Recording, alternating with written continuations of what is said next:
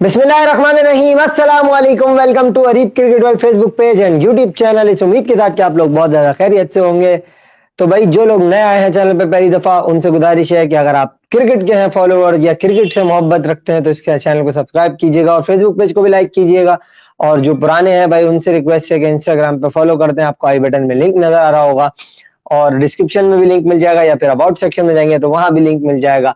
तो क्रिकेट हो रही है भाई दो तरफ, एक तो बिग बैश भी चल रही है और दूसरा ये है कि पाकिस्तान बांग्लादेश सीरीज खत्म हो गई है और उसके बाद वेस्ट इंडीज से हमें खेलना है। तो बहुत सारे मौजू हैं आज, लेकिन पहला सबसे जो करंट जो हॉट टॉपिक चल रहा है एशेज का, उस पर भी बात करनी है। और दूसरा जो पाकिस्तान ने भी बांग्लादेश को शिकस्त दी आज सीरीज में, उस मैच पे सबसे पहले हम बात करेंगे, स्टार्ट यहीं से करेंगे। प्लस इंडिया का जो स्क्वाड अनाउंस हुआ है against the series of south Africa in south Africa, उस स्क्वाड पे भी बात करेंगे।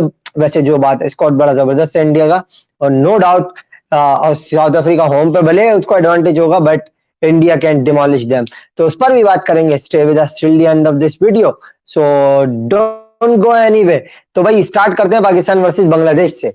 तो ये आपके स्क्रीन के ऊपर आपको नजर आ रहा होगा, पाकिस्तान ने भाई बांग्लादेश के साथ जो किया है वो मेरे ख्याल में बहुत जबरदस्त किया है और हिस्टोरिक विक्ट्री है पाकिस्तान की। नो डाउट कि भाई हम डाउन एंड आउट थे पहले ओडीआई एंड टी20s में, बट उसके बाद जो है हम अब काफी अच्छी परफॉर्मेंस हमारी टेस्ट मैचेस में नजर आ रही है हमें। लास्ट 2 टेस्ट मैचेस जो हमने खेले बांग्लादेश से, yet regarding the fact this is a small opposition or like you can say a lighter opposition as compared to the others, but still opposition is the opposition and they also play 5 days and we also play 5 days with the others as well. But it's all about the fight which they have given today to Pakistan, right in the mid session of post lunch session which you call it. और उसके बाद जो है वो T session में भी जो है वो उन्होंने थोड़ी सी फाइट दी। बट जो कल था वो एक हम लोगों के जहन में कि भाई 200 रन या 212 रन बचेंगे और हम आउट कर लेंगे उनको। खैर 212 तो नहीं था, 200 का ही था कि मतलब चलो 20-25 रन के अंदर ये 3 विकेट हम ले लेंगे, क्योंकि शाकिब अल हसन मौजूद थे और उनकी कैपेबिलिटीज पे डाउट करना यानी फिर आप क्रिकेट ही नहीं समझते अगर उनकी कैपेबिलिटीज पे आप डाउट करोगे। तो वो एक बात थी। बहरहाल पाकिस्तान ने भाई दूसरे ही प्लान थे उनके पास, उन्होंने जल्द अज जल्द आउट करने की ठानी हुई थी और वही किया, फॉलो ऑन इनफोर्स किया और फिर जो है बांग्लादेश को दोबारा बैटिंग कराई। 213 रन थे उनके पास डिफेंड करने के लिए and they will become enough for Pakistan. They have beaten Bangladesh by an innings and 8 runs. और क्रेडिट यहाँ जाएगा शाहीन और हसन को सबसे पहले, तो जिन्होंने 2-2 आउट किए शुरू में, प्लस उसके बाद जो है वो साजिद का एक रन आउट जो हुआ वो, फिर जो पार्टनरशिप थी बाबर आजम ने उसको तोड़ा आके और बाबर आजम ने अपने कैरियर की पहली इंटरनेशनल विकेट जो है आज मेहदी हसन मिराज की सूरत में हासिल की। इससे पहले मैं अगर आपको पीछे लेके जाऊं तो अंडर 19 वर्ल्ड कप में जो है वो बाबर आजम इवान लुइस को भी आउट कर चुके हैं एक दफा।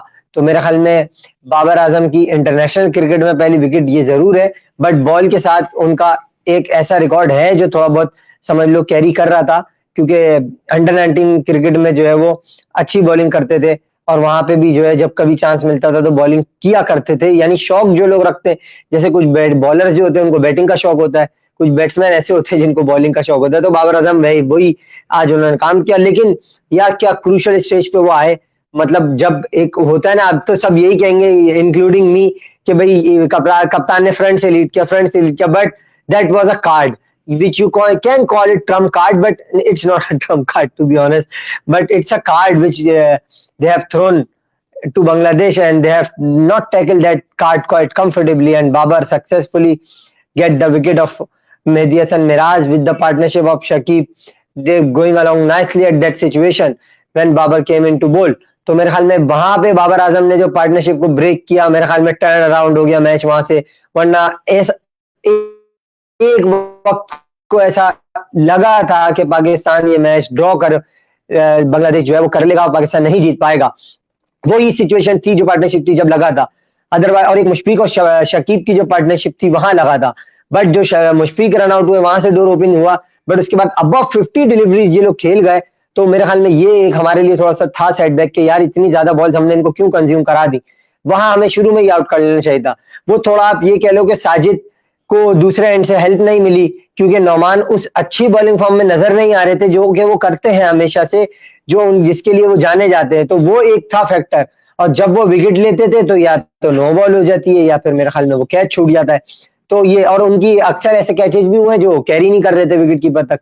तो ये 2-3 चीजें उनके फेवर में आज गई नहीं।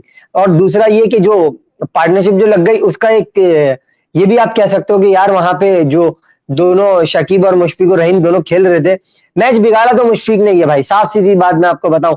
पहली इनिंग में भी इसने रैश शॉट मारा। भाई तू देख रहा है जब बॉलर जो है वो अच्छी बॉलिंग कर रहा है, रफ पैचेस का यूज कर रहा है, वहां से तुझे निकलने के मारने की जरूरत क्या थी? एक तो काम इसने ये किया, फिर दूसरा पता नहीं ऐसे ट्वीट कर देता है कि मैं यहाँ नहीं जाऊंगा खेलने तो मैं वहां नहीं जाऊंगा, जैसे पता नहीं कोई कि विवियन रिजिट लगा हुआ है कहीं का। भाई मतलब पूरा मैच तूने खराब कर दिया यार। उस सिचुएशन में इसने पूरा मैच, आप ये तो हम तो जीत गए, हमें खुशी है हम जीत गए, but if you are a cricket lover, so you have to see the weak link in the Bangladesh team as well, because हमारी अपोजिशन ने गलतियां की है। यस हमने फायदा उठाया और उठाना भी चाहिए भाई, कोई भी गलतियां करेगा सामने वाला तो फायदा उठाएगा, बट ये दोनों एक्सपीरियंस प्लेयर थे। जहां शकीब ने एक रेजिस्टेंस शो की, वहां मुशफिकुर रहीम रैश शॉट खेल के आउट हुआ दोनों दफा। एक दफा तो रन आउट हो गया, दूसरी दफा वो शॉट कहीं से बनता ही नहीं था, मतलब सीधा सीधा तुमने जो है वो ड्रैग किया ऑफ साइड दी ऑफ उसको, और वहां पे मिड विकेट शॉट पे तुम आउट हो गए। मतलब समझ, वो वाला शॉट मेरी तो नहीं आया था बिल्कुल, क्योंकि उससे पहले वाली बॉल पे उसने एक्स्ट्रा कवर पे 4 वहां पे शॉट मारा था, चौका हो गया था। तो उसके बाद दोबारा तो मैं वहां मारने की जरूरत क्या थी मिड विकेट पे लेके घूमने की बॉल को? ये इसने मैच वहां से खराब किया, क्योंकि अगर वो पार्टनरशिप नहीं टूटती तो मेरे ख्याल में फिर इतनी नौबत नहीं आती। फिर साजिद से हम कोई क्रेडिट नहीं लेंगे, उसको विकेटें मिली जरूर, 12 विकेटें उसने ली, सही है भाई। तीसरा खिलाड़ी बन गया वो जिसने भाई अवे टेस्ट में जो है वो 12 विकेट्स ली हो। तो heads off to him in just his 4th test match he is in. तो मेरे ख्याल में हेड्स ऑफ टू हिम। और उसके बाद जो है प्रॉब्लम पता सारा क्या है यहाँ पे हमने तो देखे लाइटर अपोजिशन थी, हल्की टीम थी, हम जीत गए। हमने ताइजुल को भी मार लिया, हमने जो है वो मतलब जो है मेहदी हसन को भी मार लिया, हमने इबादत हुसैन, खालिद, इन सबको हमने मार के भाई हम बाबर उसको सेंचुरी करवा दी हमने, आबिद की, और वो 50 हो गए, अब्दुल्ला शफीक के, सब हो गया। फवाद आलम ने, फिर फवाद आलम तो हर टीम के खिलाफ ही स्कोर करते हैं, तो उनका मैं क्या कहूँ भारत। लेकिन प्रॉब्लम यहाँ ये है भाई, अभी जब ऑस्ट्रेलिया से हमें खेलना है, होम पे ही खेलना हो भले से, बट ऑस्ट्रेलिया की टीम ये कोई यहाँ पे शादमान इस्लाम या फिर इबादत हुसैन नहीं है, ये ताइजुल इस्लाम नहीं है बॉलर भाई।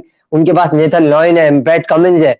पैट कमिंस ने क्या बॉलिंग की आज एशेज का जो स्टार्ट हुआ। और जो रूट की तो मेरी बिल्कुल समझ नहीं आया, अबे पता नहीं क्या सोच रहा था भाई। अबे तू मॉइस्चर देख रहा है, मौसम देख रहा है, विकेट तूने बॉलिंग कर ली यार, अजीब बैटिंग कर ली, इनफैक्ट अजीब बंदा है। मेरी तो ये बिल्कुल इररिस्पॉन्सिबल डिसीजन था ये, और जो है कतन इसको जस्टिफाई किया ही नहीं जा सकता भाई मेरी नजर में। लेकिन वही बात है ना, अब उन्होंने की बैटिंग और क्या फायदा हुआ उनको? कुछ भी फायदा नहीं हुआ, मां सिवाय हसीब हमीद के कोई रेजिस्टेंस शो ही नहीं कर सका। 140 रन पे ऑल आउट हो गई इंग्लैंड की टीम, ये मेरी तो समझ नहीं आया। प्लस ये कि बैट कमिंस को बिल्कुल क्रेडिट देंगे, उसने अच्छी बॉलिंग की, बट ये है कि उसने एंड की विकेटें ज्यादा ली है।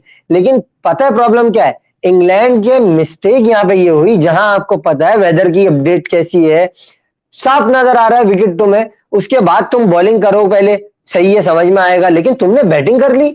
कोई अजीब नई मंतख लेके आया जो रूट, तो मेरी समझ ही नहीं आई बिल्कुल। क्योंकि अब वो थोड़ा ही मैच देखा, मुझे टेस्ट था मेरा आज, तो मुझे भी जाना था सुबह, तो मैंने थोड़ा ही सही देखा। फिर उसके बाद जो है वो आने के बाद मैंने बोला 146, ये तो मतलब कहानी उल्टी हो गई। फिर बारिश तो थी फोरकास्ट, अब बारिश की फोरकास्ट तो थी, वो होनी थी। और जो रूट को क्या ये नहीं पता था? क्या उनके पास मोबाइल फोन नहीं है, या उनको वेदर अपडेट्स का नहीं पता था? और दूसरा, चलो वेदर तो खैर एक कुदरती चीज है, नेचुरल वे है, उसको छोड़ दो आप, बारिश का पता नहीं होता। तू विकेट देख रहा भाई, उसके ऊपर घास है, हरा एक शिन नजर आ रहा है उसके ऊपर, उस पे तुम जो है वो बैटिंग पहले करने जा रहे हो, तो तुमसे बड़ा बेवकूफ तो कोई है ही नहीं।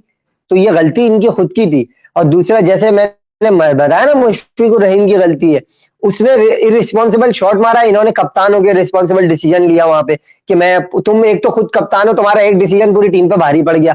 अगर यही ऑस्ट्रेलिया को तुम बैटिंग कराते, चलो उनकी होम कंडीशन है 146 नहीं तो 200 के अंदर तो आउट कर ही लेते उनको, तो ये एक प्लस पॉइंट हो जाता ना। लेकिन अब कहानी तो उल्टी हो गई, अब तो भाई उनकी गिरफ्त बड़ी मजबूत है। पहले तो वो करेंगे लंबे चौड़े रन, फिर आएंगे इंग्लैंड को बोलेंगे डालो, अंदर डालेंगे इनको, बोलेंगे भाई अब तो आओ भाई मुकाबला करो।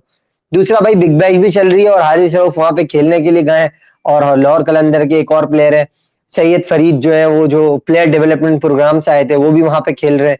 और पाकिस्तान के और भी प्लेयर्स को थी ऑफर्स, बट कुछ को हमने जाने नहीं दिया। एक अच्छा इनिशिएटिव था हम लोगों की तरफ से, अगर हम जाने देते होता ये, क्योंकि वो ऑस्ट्रेलिया में वर्ल्ड कप भी है और फिर वर्ल्ड कप जो है वो एक समझ लो T20 क्रिकेट अच्छी खासी होती है बिग बैश में, लंबे मैचेज है। तो और हमारा कोई इसके बाद वेस्ट इंडीज के बाद कोई टूर भी नहीं था, तो मेरे ख्याल में अगर ये वेस्ट इंडीज की इतनी हल्की टीम आ रही है तो हम अपने प्लेयर्स को वहां भेज देते और फिर वहां से जो है वो एक्सपीरियंस एक थोड़ा सा हो जाता। बाबर, रिजवान वगैरह को, इमाद को भी थी ऑफर मेरे ख्याल में। तो ये हमें करना चाहिए था और हमें भेजना चाहिए था अपने प्लेयर्स को, ताकि वो वहां पे थोड़ा सा कंडीशन से हमांग हो जाए, ताकि हमें जो अगला वर्ल्ड कप खेलना है वहां हम ये रोना धोना नहीं करें कि वहां तो 2 गज बाउंस होता है बॉल, कितनी स्टूल रख के प्रैक्टिस करना पड़ेगी। हम लोगों के तो टोपी ड्रामे ही नए नए होते हैं ना।